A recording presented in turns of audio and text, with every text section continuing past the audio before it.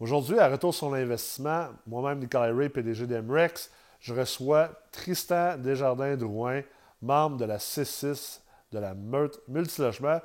Tristan va venir nous parler de son début de carrière comme investisseur alors qu'il a commencé avec 2 condos et pour ensuite sauter tout de suite vers un 18 logements.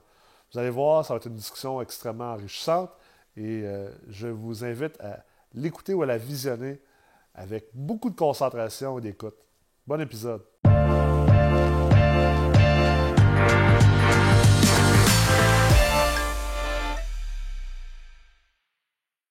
Salut Tristan, comment ça va?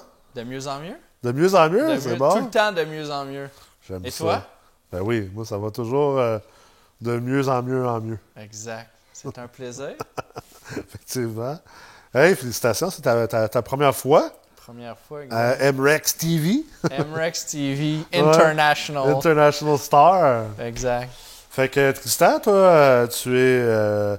en fait, raconte-nous un peu ton histoire. Introduis-toi à l'auditoria de Investisseur immobilier à temps très partiel.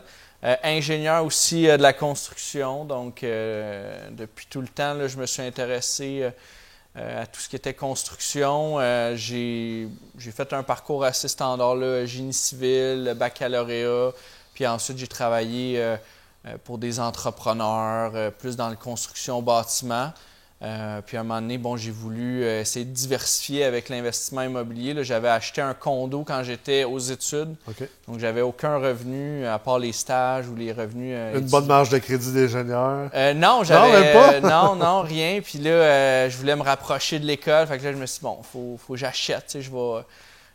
Fait que là, j'ai acheté un condo avec de l'argent que j'avais économisé des travails étudiants.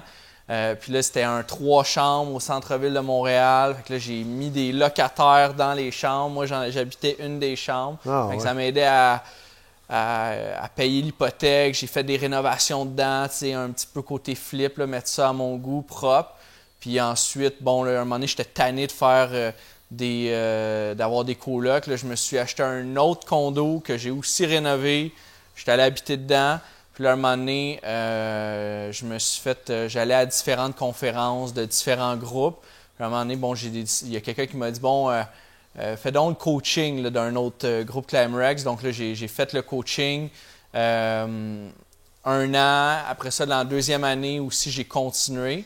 Puis les connaissances, j'étais toujours intéressé par l'investissement, mais tu as beau être motivé, tu as beau avoir une base comme ingénieur en construction, mais quand tu n'as pas les connaissances d'un domaine spécifique, l'immobilier, ça a l'air facile, mais c'est très complexe puis c'est très vaste. Donc, les connaissances de la formation, les livres, ça m'a amené à comprendre un peu le potentiel du multilogement. Donc, j'ai vendu mes 2 condos, j'ai pris la mise de fonds là-dessus, puis là, je me suis mis à la recherche d'un investissement. Donc, j'ai trouvé un investissement qui était affiché. Je me souviens pas où est-ce que j'avais vu ça. Là. Facebook, Instagram, peu importe. Sur les internets. Sur les internets. C'était là. Donc, je disais, c'est un bon investissement quand même. Donc, j'en avais parlé avec des amis proches de moi. On a décidé de se mettre ensemble. On a mis ensemble notre mise de fonds. Moi, j'agissais un peu comme chef de projet, chef d'orchestre. On a mené à terme la transaction. Ça n'a pas été facile. Ça a l'air facile. Bon, tu achètes un immeuble comme ça, mais première transaction, c'est un 18 logements. Hey. Donc, on tu a t'es dit, je vais commencer petit. Ouais, c'est ça, exact. Tant qu'à acheter, rendu là, c'est juste une toiture. C'est hein? ça. Fait que, on rentre dans la transaction. On essaie des fois de négocier après la visite, après l'inspection. Le vendeur était quand même, il connaissait son prix, puis le marché, c'était en 2019, le marché était quand même assez bon. Il y avait plusieurs gens en arrière de nous, même avec des offres meilleures que la nôtre. Fait qu'on a hésité un moment donné. Bon, l'immeuble, évidemment, il y a toujours des petits bobos. Nous autres, c'était notre première transaction quand même. Moi, je représentais mes investisseurs qui étaient plus passifs là-dedans. On était quand même tous ensemble. Fait qu'on a créé l'incorporation, on a fait faire nos devoirs, les vérifications diligentes, inspections puis tout. Mais à un moment donné, tu as un peu la chienne. Là. Tu dis, OK, là, je m'embarque. C'est-tu bon, c'est-tu pas bon? Tu as beau avoir fait les cours, tu sais pas dans quoi tu t'embarques. Fait qu'on a on a décidé d'y aller. Moi, je représentais quand même eux, ils me faisaient confiance, fait que j'avais comme le poids sur mes épaules. On a décidé de continuer quand même. On a payé le prix du marché, qui était un prix correct dans le secteur. Puis finalement, moi, j'agissais en tant que responsable du projet. Donc, je leur ai fait c'est quoi notre objectif sur... on faisait une assumation de la dette aussi, fait que ça aussi de l'hypothèque. Fait qu'il y a quand même des subtilités là-dedans. C'est quand même plus compliqué que ça. Monter un dossier de financement, c'est quoi les documents que tu as besoin de tout le monde, c'est quoi leur engagement. Fait que on apprend beaucoup avec coordination ça. de tout Coordination de tout ça. Puis c'est, en tant que chef d'orchestre, tu connais pas tout, mais il faut que tu sois rassurant. Fait que c'est... Il faut que tu essaies de comprendre. Tu connais pas tout, mais... Tu as une compréhension quand même macro. Exact. Fait que, j'ai appris beaucoup, puis c'est d'essayer de rester toujours calme, sécuriser les partenaires, sécuriser le banquier. Quand tu arrives 4 jeunes là, qui n'ont jamais fait ça, c'est comme on va acheter un 18 logements. OK. Bon, mais là, c'est d'essayer d'avoir l'air de savoir de quoi tu parles. Puis c'est là que la formation a vraiment aidé. Sans la formation, jamais j'aurais pu acheter un 18 logements. C'est impossible. Là. Donc, on a acheté ça. Ensuite, c'est de faire le plan. Bon, mais c'est quoi l'argent qu'on a disponible? C'est quoi nos dépenses? C'est quoi notre cash flow? C'est quoi le risque? C'est quoi le marché? Qu'est-ce qu'on peut faire comme optimisation? Donc, on a, sur un an, là, ça fait un petit peu plus qu'un an, mais sur un an, on a rénové environ 40% des logements. On a rajouté des services comme le Wi-Fi, on a facturé les stationnements, on a fait certaines petites optimisations qu'on apprend, mais c'est toujours de, comment je vais l'amener à mes locataires. C'est une relation humaine, j'ai suivi des formations en intelligence émotionnelle, en négociation, comment arriver à faire de la psychologie, parce que c'est bien beau les chiffres, c'est facile les chiffres, mais après ça, quand tu arrives dans le concret, le risque, la peur, le relationnel, les conflits, les objectifs qui sont différents avec les locataires, avec les partenaires. Donc, c'est tout ça qu'on apprend. Puis finalement, on a fait une belle optimisation. Sur un an, on a fait réévaluer le bloc à 700 000 $ de plus que ce qu'on a payé pour une mise de fonds de 565 000 incluant les frais de démarrage. Là. Donc, c'est très, très bon. Puis il reste encore du jus, là. Vous faites des gros investissements au niveau de l'immeuble ou c'est surtout plus la négociation? Puis, les deux, on a essayé de réduire les dépenses. On a négocié l'assurance, on a négocié différentes dépenses comme ça. On a fait un bon entretien du système de chauffage. Le chauffage est propriétaire. Donc, faire un bon entretien avec un spécialiste. On a sauvé 1 000 $ en un an sur le chauffage, là, malgré le fait qu'on a eu un hiver, l'hiver passé assez sévère. Donc, c'est quand même bon des fois de faire de l'entretien préventif. Là-dessus, mais c'est surtout, on a remis au goût du jour les logements. On a même dépassé nos expectatives de loyer. Par contre, là, des fois, on se rend compte que c'est toujours le 1 $ que tu as investi en coût, combien il va te rapporter en valeur. Fait que selon les logements, selon ce que tu investis, on essaie d'avoir au moins 2 à 4 $ de valeur créée par chaque dollar investi. Puis même, là, on a tellement investi qu'à un moment donné, on est limité dans notre cash flow, combien il nous reste d'argent. Donc là, on essaie de trouver le juste équilibre, le minimum d'argent qu'on investit pour le maximum de valeur. Donc, ça dépend du scénario, ça dépend aussi du risque. Oui, tu décides de stripper un logement au complet, tu vas peut-être tomber sur des surprises, il peut y avoir des délais. Après ça, tu dois leur louer présentement dans la pandémie. Nous, on a tout fait ça tu supportes les mois qui est vide aussi. Exact. Donc, il faut que tu trouves un bon entrepreneur. L'approvisionnement en matériaux, on a tout fait ça dans la pandémie. On a commencé à optimiser en janvier, février. Donc, on a vraiment eu ça pendant la pandémie.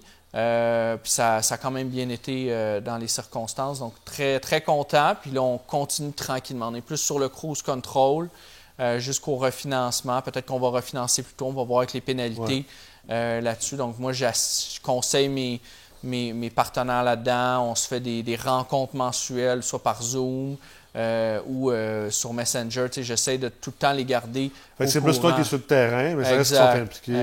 Exact. Fait que, là, c'est là. Puis présentement, après ça, c'est de voir c'est quoi les prochaines étapes.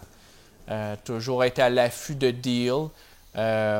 Trouver des partenaires qui sont intéressés. Comme là, présentement, moi je suis dans la meute, la C6. On a fait la retraite 3. On a eu un super beau devoir de faire un pitch deck qui est une présentation fictive. Pitch Deck Defense. Pitch Deck Defense. Donc, on est en équipe de 5 là-dessus. Et on doit présenter un projet d'un immeuble qu'on voudrait acheter théoriquement en équipe. Ouais. On doit trouver des investisseurs. Puis le présenter au dragon de la meute, là, au alpha, que nous, on va attaquer votre projet. Exactement. Donc là, en fait, avec mon équipe, finalement, on a trouvé un très bel immeuble à Montréal, un 12 logements plus 2 commerces au rez-de-chaussée qui peuvent être séparés en deux commerces, un commerce ou même transformés en résidentiel. On a eu une offre d'achat acceptée cette semaine.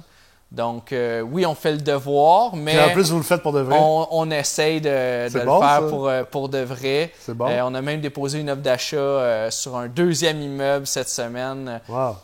Pour essayer c'est des bons immeubles qui ne demandent pas trop de mise de fonds, donc on est capable on serait capable de supporter les deux. Donc, je pense qu'à un moment donné, oui, il y a la formation, mais on tombe dans le réel, de négocier avec les vendeurs. On tombe dans l'application. Exact, la vérification diligente. Là, donc, c'est super intéressant. C'est intéressant, tantôt, tu parlais, c'est un concept qu'on a enseigné beaucoup chez MREX. Tu parlais, tu sais, d'investir $1, puis je veux que ça me crée entre 2 et 4 $ de valeur.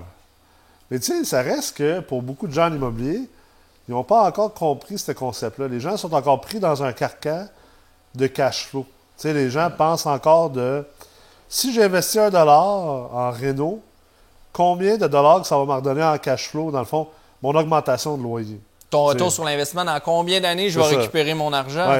Oui. Fait que si j'ai investi 1000$, puis que ça prend, disons que j'augmente mes loyers de 10$, bien, ça va me prendre 100 mois de loyer, récupérer mon 1000$ d'investissement.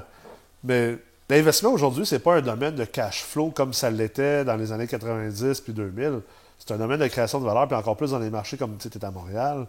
Le marché de Montréal, c'est un marché de vendeurs, c'est un marché en effervescence. Puis j'aime ça t'entendre parler de ça parce que elle est là la clé. Souvent, les gens vont regarder les immeubles à vendre et vont dire ça n'a pas de bon sens, il n'y a pas de cash flow là-dessus. Puis il n'y a pas moyen de récupérer quoi que ce soit. C'est sûr que si tu comptes récupérer ton capital par l'augmentation du loyer, puis tu dis, mais combien de mois que ça va prendre avant que ça me repaye, tu n'es pas dans la game pantoute, là. C'est une game de comprendre que si j'ai investi 1$, puis que mon immeuble augmente de valeur de 4$, puis qu'en plus, je peux ressortir 75% de ce 4$-là sous forme de financement, me repayer mon 1$, puis en plus, garder l'autre 2$ pour aller acheter un autre immeuble puis refaire la même chose. C'est ça la game de l'investissement immobilier.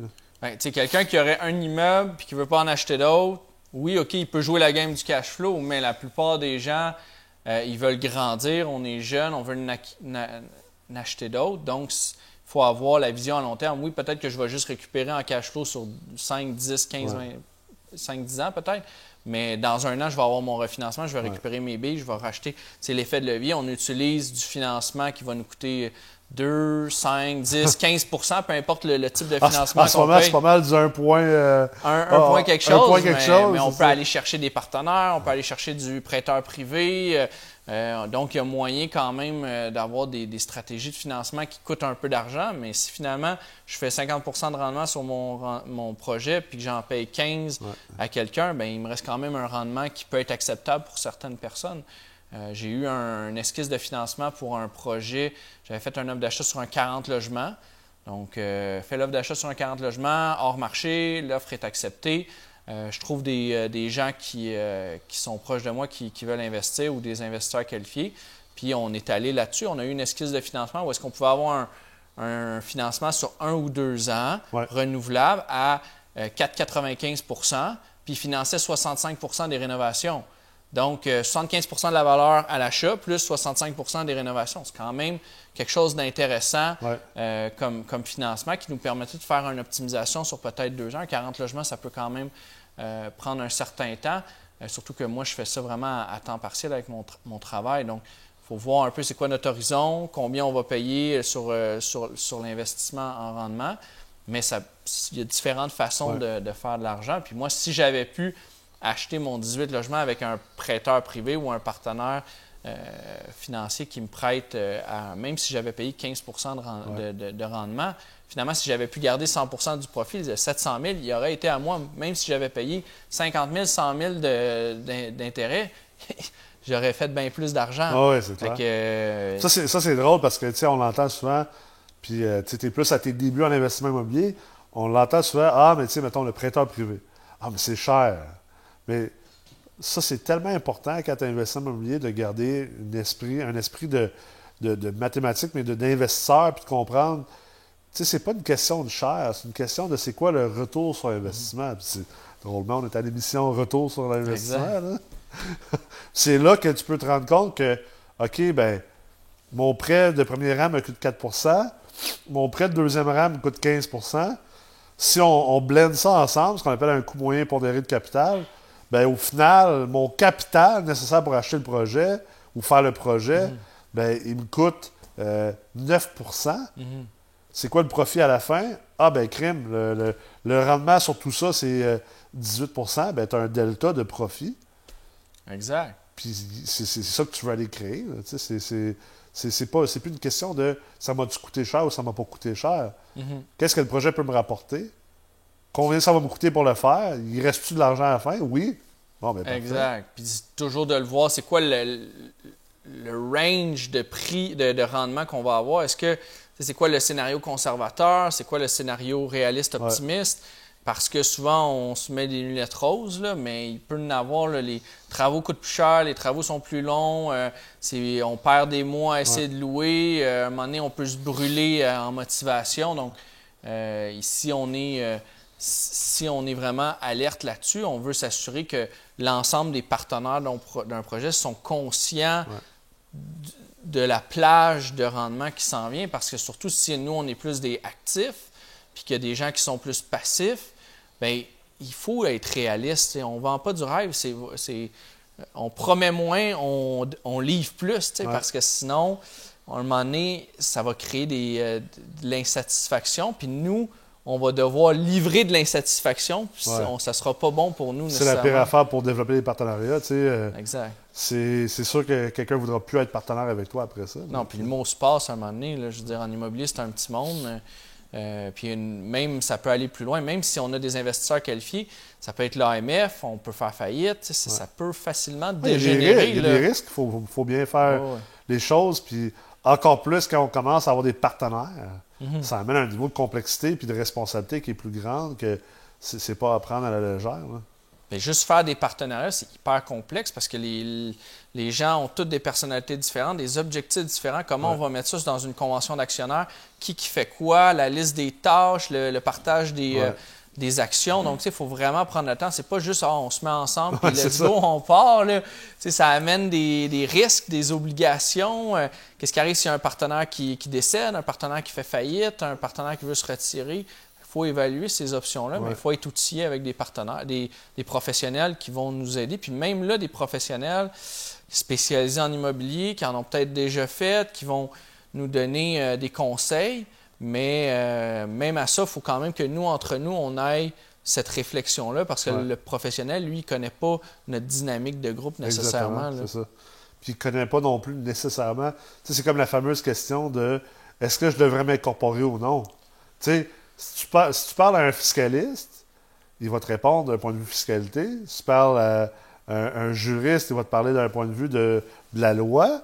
Si tu parles à un banquier, bien, il va te parler peut-être plus d'un point de vue bancaire. Donc, toi, ton travail comme investisseur immobilier, c'est d'avoir une vision macro de tous ces moving parts-là, comme on dit en anglais, puis ensuite de pouvoir t'appuyer sur, OK, maintenant, le fiscaliste, explique-moi les avantages et désavantages dans ma situation par rapport à ça. Parfait. L'avocat, avantages, désavantages. Parfait. Banquier, avantages, désavantages. Parfait. Là, ça, c'est à toi ensuite d'être capable de synthétiser toute cette information-là. De faire, OK, pour les raisons présentes, j'ai tout considéré les avantages et les désavantages de chacun. Maintenant, je vais décider de faire telle affaire parce que pour moi, telle affaire est prioritaire versus tel autre sujet. Tel point au niveau bancaire, c'est beaucoup plus important que pour moi présentement que tel point fiscal. Tel point juridique, c'est plus important que tel point bancaire. Mais pour faire ça, tu dois être, comme tu dis, tu dois être entouré de ces professionnels-là, mais toi aussi, tu dois être quand même assez... Tu dois avoir une base de connaissances. Tu n'es pas obligé de devenir un pro de la fiscalité et de la loi. Mais si une méchante base. C'est ça. Si tu n'as pas une compréhension comme généraliste, que c'est toi qui vas être, comme tu dis, le chef d'orchestre... Tu ne seras pas capable de bâtir la confiance des investisseurs parce qu'eux ont une certaine connaissance, ils ont des inquiétudes, ils ont des questions. Donc, il faut que tu sois capable de donner un minimum de réponses pour t'assurer que tu réponds à leurs besoins ou d'être capable de réorienter la question avec les spécialistes pour ne pas en échapper une. Ça dépend aussi c'est quoi l'objectif du partenariat dans le futur ou n'importe quel groupe. Si, exemple, on dit, OK, bien regarde, nous, on fait ce projet-là, mais après, peut-être que finalement, sur 4 partenaires, il y en a 2 qui risquent de partir, mais il y en a 2 qui voudraient garder le bloc. OK, mais on va bâtir la structure d'actionnariat d'une certaine façon qui va nous le permettre facilement ou à moindre coût de pouvoir faire ce scénario-là à moyen terme. Fait qu'il faut toujours penser sur le long terme, c'est quoi les objectifs, c'est quoi les différents scénarios pour avoir de la flexibilité dans nos projets, là, pour ne pas être obligé de juste vendre le bloc. Là. Exact, c'est ça, c'est tellement important. Puis toi, comment tu vois ça? Parce que c'est une question qui revient quand même assez souvent. Tu n'as pas lâché ta job pour faire l'investissement immobilier puis à temps plein. Puis chez MREX, c'est pas nécessairement quelque chose qu'on pousse. Je veux dire, je sais que c'est très marketé dans le domaine de faire rêver aux gens, lâche ta job en 90 jours, puis ces choses-là. Puis c'est bien correct qu'il y a du monde qui veulent lâcher leur job. Puis moi, que tu lâches ta job ou non, l'important, c'est que de la manière que tu décides d'investir, bien, tu investis bien. Mais comment tu arrives à jongler ton travail, comme la plupart des investisseurs ont un travail, avec l'investissement immobilier? Bien, c'est d'essayer de... Moi, j'ai un très bon travail, j'adore ça, donc je veux le garder. Ouais. C'est utile pour se faire financer aussi. Ben c'est ça, tu sais. À un moment donné, quand tu pars, mon immeuble là, que j'ai acheté, ben j'ai zéro argent là, qui rentre à moi directement parce que ça s'en va dans une compagnie. Ouais. On prend l'argent, on la réinvestit dans le bloc. Donc, au final, il n'y a aucun cash flow qui va directement à moi. Donc, j'ai choisi un travail que j'aime, qui me garde motivé, puis qui a quand même, je fais 35 heures semaine. Assez flexible. Donc, si j'ai besoin de prendre une journée de congé, je peux la prendre. Puis par la suite, c'est de s'assurer que mes opérations de gestion de mes immeubles ou de ma prospection soient le plus automatisées possible. Donc, par exemple, j'essaie de tous mes locataires, c'est par courriel, à moins que ce soit vraiment une urgence. Fait que bon, ils vont m'envoyer un courriel. Le soir, ou sur l'heure du midi, je suis capable de les prendre, vérifier l'urgence, transférer ça au plombier, au menuisier, peu importe, faire des travaux, le concierge, pour essayer de déléguer le plus possible. Comme ça, au final, moi, ça me tire quasiment pas de jus comme immeuble. C'est aussi l'analyse de risque d'un projet. Bon, je vais acheter tel immeuble. Combien de temps je vais devoir mettre dessus? Est-ce que j'ai le temps? Est-ce que c'est ça que je veux? Est-ce que je vais être capable de vraiment avoir du fun là-dedans, de garder ma motivation sur un projet qui va s'étirer sur plusieurs mois, plusieurs années? Oui, parce que c'est pas juste une question d'argent. On parle beaucoup d'argent et de rendement, mais il y a une question de ça va être soutenable?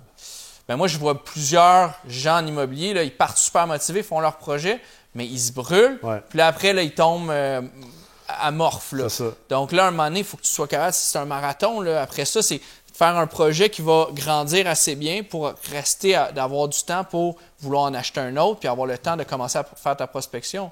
Parce que c'est sûr que si tu fais un projet pendant 1 an ou 2 ou 3 ou 5, peu importe, tu fais 0 prospection. Tu es dans ton projet, puis là, après ça, tu reçois ton chèque de refinancement, mais là, tu n'as pas fait de prospection depuis 5 ans. Et boy, à part la machine, là, ton chèque, il va dormir dans un compte à 0,7 pendant quelques mois. Là. Donc, tu sais, c'est de garder un équilibre là-dessus sur un objectif toujours à long terme. Fait que si j'ai mon objectif à long terme, je le sépare en plusieurs tâches, puis je le décortique en tâches mensuelles, quotidiennes, etc. Tu sais. Fait que idéalement, c'est ça. C'est déléguer le plus possible, automatiser. Comme ça nous permet d'avoir un équilibre de santé mentale aussi, là, on va se le dire. Oui, ça c'est clair. Puis tant qu'à avoir quelqu'un qui a fait la meurtre, en fait, tu es en train de la faire, tu n'as pas terminé encore. Qu'est-ce qui t'a poussé à embarquer dans un programme accélérateur? Parce que la meurtre, c'est un programme quand même intense. T'sais, normalement, c'est 6 mois. Dans votre cas, vous, à cause du COVID, vous avez eu un bonus, c'est plus que 6 mois. Là. Mais normalement, c'est 6 mois, c'est quand même intense. Il y a il y a un grand engagement de votre part. C'est très select. Vous êtes juste 30 investisseurs par cohorte. Qu'est-ce qui t'a poussé à faire ça? Ben, en fait, j'ai toujours voulu investir en immobilier jusqu'à temps que je me lance plus de façon active. Là, en 2018, j'ai pris un premier coaching en immobilier. Là, j'ai vu. Ça t'a comme donné la soif. Ouais, j'ai vu tout le potentiel de la formation, toutes les fenêtres qui s'ouvrent, la connaissance. T'sais, on passe d'un monde de pierre là, où est-ce que là, tu fais ce que tu peux. Là, après ça, là, tu deviens vraiment... c'est comme si on enlevait les rideaux. Exact. C'est enlever les œillères parce que souvent, tu as un manque de connaissances, la peur. On connaît personne vraiment qui fait ça. Donc, avec les connaissances, souvent, un coaching va amener aussi un réseautage qui a une valeur inestimable. Oui, dans une formation, on va apprendre des choses, mais on va surtout se bâtir un réseau. On va se donner de la motivation énormément. Ouais. C'est vraiment une question de mindset. On apprend des choses, mais je connaîtrais plein d'affaires. Si je ne passe jamais à l'action, si je n'ai pas le mindset pour passer à l'action, il ne se donnera jamais rien. Donc, à un moment donné, je vais passer à l'action, soutenu par un réseau.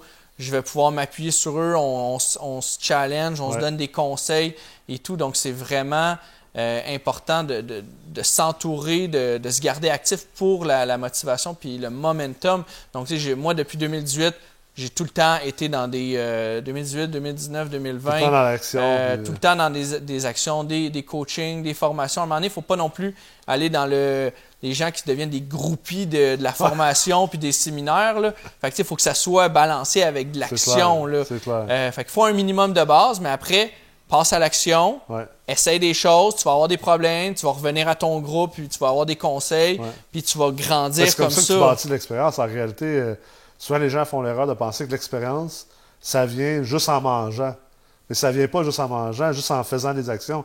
Ça vient en faisant des actions qui étaient basées sur une connaissance.